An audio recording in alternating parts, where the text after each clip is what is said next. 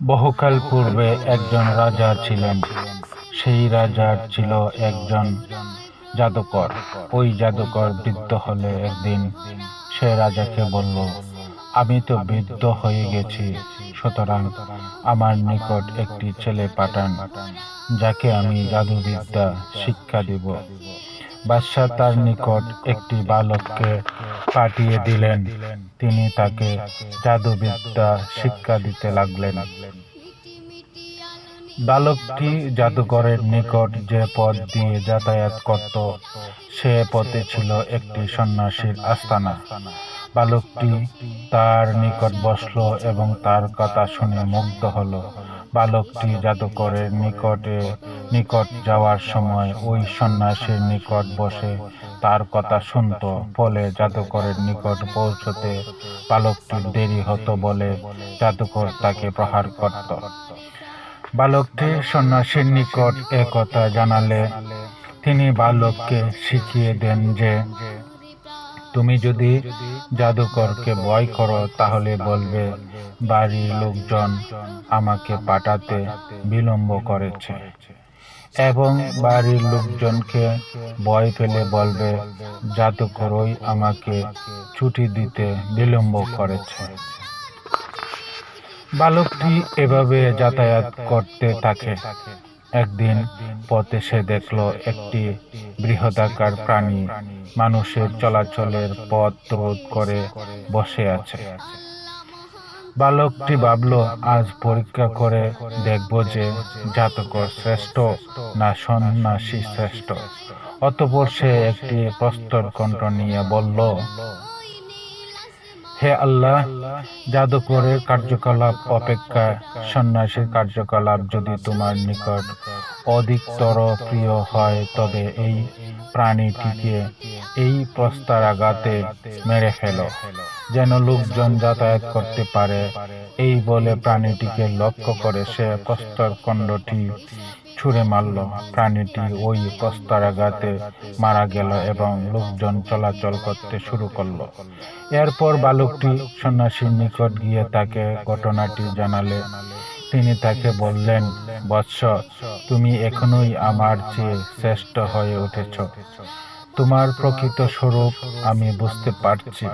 শীঘ্রই তোমাকে পরীক্ষার সম্মুখীন হতে হবে।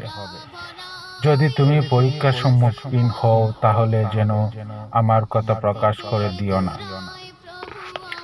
বালকটি দুয়া জন্মান্ধ ব্যক্তি চক্ষুন্মান হতে লাগলো, কুষ্ঠব্যাধিগ্রস্ত ব্যক্তি নিরাময় হতে লাগলো এবং লোকজন অন্যান্য রোগ হতেও আরোগ্য লাভ করতে লাগলো। এদিকে রাজার একজন সহচর অন্ধ হয়েছিল।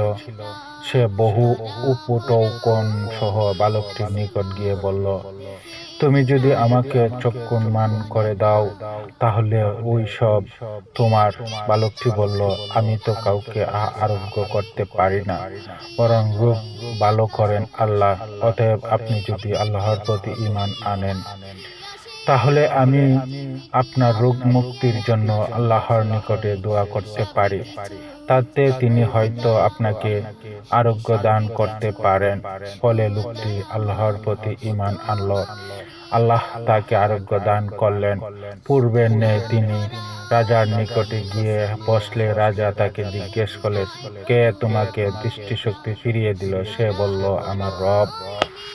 রাজা বললেন, আমি ছাড়া তোমার রব আছে কি? সে বলল, আমার ও আপনার উভয়ের রব আল্লাহ। এতে রাজা তাকে ধরে তার উপর নির্যাতন চালাতে থাকে। অবশেষে সে বালকটির নাম প্রকাশ করে দিল। অতঃপর বালকটিকে রাজ দরবারে আনা হলো। রাজা তাকে বললেন, বৎস, আমি জানতে পারলাম যে তুমি তোমার জাদুর গুণে জন্মান্ধ ও কুষ্ঠব্যাধিগ্রস্ত লোকদের রোগ নিরাময় করছ এবং অন্যান্য কঠিন রোগও নিরাময় করে চলেছ। বালকটি বলল, আমি কাউকে রোগ মুক্ত করি না, রোগ মুক্ত করেন আল্লাহ। তখন রাজা তাকে পাকড়াও করে তার উপর উৎপীড়ন চালাতে থাকে। এক পর্যায়ে সে সন্ন্যাসীর কথা প্রকাশ করে দিল। তখন সন্ন্যাসীকে ধরে আনা হলো এবং তাকে বলা হলো, তুমি তোমার ধর্ম পরিত্যাগ করো। কিন্তু সে অস্বীকৃতি জ্ঞাপন করল। তখন রাজার আদেশক্রমে করাত নিয়ে আসা হলে তিনি তার মাথার মাঝখানে বসালেন এবং তার মাথা ও শরীর ছিঁড়ে দ্বিখণ্ডিত করে ফেললেন। তারপর রাজার সহচরকে আনা হলো এবং তাকেও তার ধর্ম ত্যাগ করতে বলা হলো। কিন্তু সেও অস্বীকৃতি জানালে তাকেও করাত দিয়ে ছিঁড়ে দ্বিখণ্ডিত করা হলো। তারপর বালকটিকে হাজির করে তার ধর্ম পরিত্যাগ করতে বলা হলো। বালকটিও নিজ ধর্ম পরিত্যাগ করতে অস্বীকার করল। তখন রাজা তাকে তার লোকজনের নিকট দিয়ে বললেন, তোমরা একে অমুক পাহাড়ে নিয়ে যাও এবং তাকে সঙ্গে করে পাহাড়ে আরোহণ করতে থাকো। যখন তোমরা পাহাড়ের উচ্চ শৃঙ্গে পৌঁছবে, তখন তাকে তার ধর্ম পরিত্যাগ করতে বলবে। সে যদি অস্বীকার করে, তাহলে তোমরা তাকে সেখান থেকে নিচে ছুঁড়ে ফেলে দিবে। তারা বালকটিকে নিয়ে পাহাড়ের উপরে উঠলে বালকটি দোয়া করল, হে আল্লাহ, তোমার যেভাবে ইচ্ছায় সেভাবে তুমি আমাকে এদের কাছ থেকে রক্ষা করো। তৎক্ষণাৎ পাহাড়টি কম্পিত হয়ে উঠল এবং তারা নিচে পড়ে মারা গেল। আর বালকটি সুস্থ দেহে রাজার নিকট এসে উপস্থিত হল। রাজা তাকে বললেন, তোমার সঙ্গীদের কি হলো? তখন সে বলল, আল্লাহ আমাকে তাদের হাত থেকে বাঁচিয়েছেন। তারপর রাজা তাকে তার একদল লোকের নিকট সুপর্দ করে আদেশ দিলেন, একে একটি বড় নৌকায় উঠিয়ে নদীর মাঝখানে নিয়ে যাও। যদি সে নিজ ধর্ম পরিত্যাগ করে তো ভালো, নচেৎ তাকে নদীতে নিক্ষেপ করো। তারা বালকটিকে নিয়ে মাঝ নদীতে পৌঁছলে বালকটি পূর্বের ন্যায় দোয়া করল, হে আল্লাহ, তোমার যেভাবে ইচ্ছা হয় সেভাবে তুমি আমাকে এদের হাত থেকে রক্ষা করো। এতে নৌকা ভীষণভাবে কাত হয়ে পড়ল, ফলে রাজার লোকজন নদীতে ডুবে মারা গেল। আর বালকটি সুস্থ দেহে রাজার নিকটে আসলে রাজা তাকে বললেন, সঙ্গীদের কি অবস্থা? সে বলল, আল্লাহই আমাকে তাদের হাত থেকে রক্ষা করেছেন। এরপর রাজাকে বলল, আপনি যতই চেষ্টা করুন না কেন, আমাকে কোনোভাবেই হত্যা করতে পারবেন না, যতক্ষণ না আমি যা বলবো আপনি তা করবেন। রাজা বললেন, সেটা কি? বালকটি বলল, আপনি একটি বিস্তীর্ণ মাঠে সকল লোককে হাজির করুন এবং সেই মাঠে খেজুরের একটি গুড়ি পুঁতে তার উপরিভাগে আমাকে বেঁধে রাখুন। তারপর আমার তৃণীর হতে একটি তীর নিয়ে ধনুকে সংযোজিত করুন।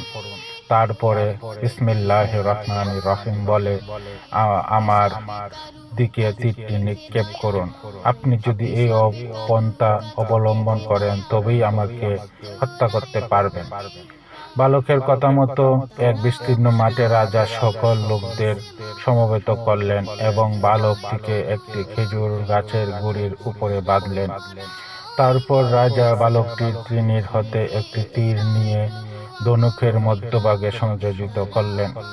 তারপর বিসমিল্লাহির রহমানির রহিম বলে বালকটির দিকে তীর নিক্ষেপ করলেন।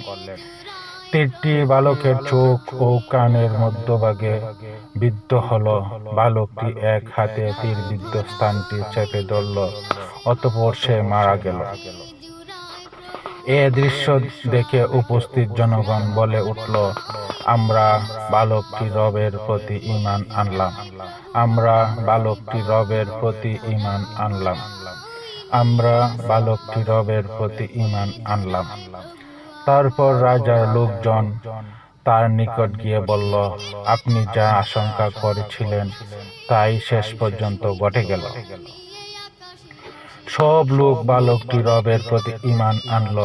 তখন রাজা রাস্তাগুলির চৌমাথায় প্রকাণ্ড গর্ত খনন করার নির্দেশ দিলেন। তার কথা মতো গর্ত খনন করে তাতে আগুন প্রজ্বলিত করা হলো। তারপর রাজা হুকুম দিলেন, যে ব্যক্তি বালকের ধর্ম পরিত্যাগ করবে না তাকে ওই আগুনের মধ্যে নিক্ষেপ করে পুড়িয়ে মারো, অথবা তাকে বলবে তুমি ওই আগুনে ঝাঁপ দাও। রাজার লোকেরা তার হুকুম পালন করতে লাগলো। ইতিমধ্যে একজন রমণীকে তার শিশু সন্তান সহ উপস্থিত করা হলো। রমণীটি আগুনে ঝাঁপ দিতে ইতস্তত করতে থাকলে শিশুটি বলে উঠল, মা, সবর অবলম্বন করে আগুনে প্রবেশ করুন, কেননা আপনি হক পথে আছেন।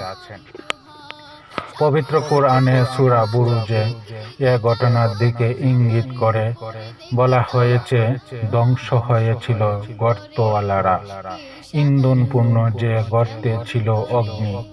যখন তারা তার পাশে উপবিষ্ট ছিল এবং তারা মুমিনদের সাথে যা করছিল তা প্রত্যক্ষ করছিল, তারা তাদেরকে নির্যাতন করেছিল শুধু এ কারণে যে তারা বিশ্বাস করত পরাক্রমশালী ও প্রশংসা আল্লাহের।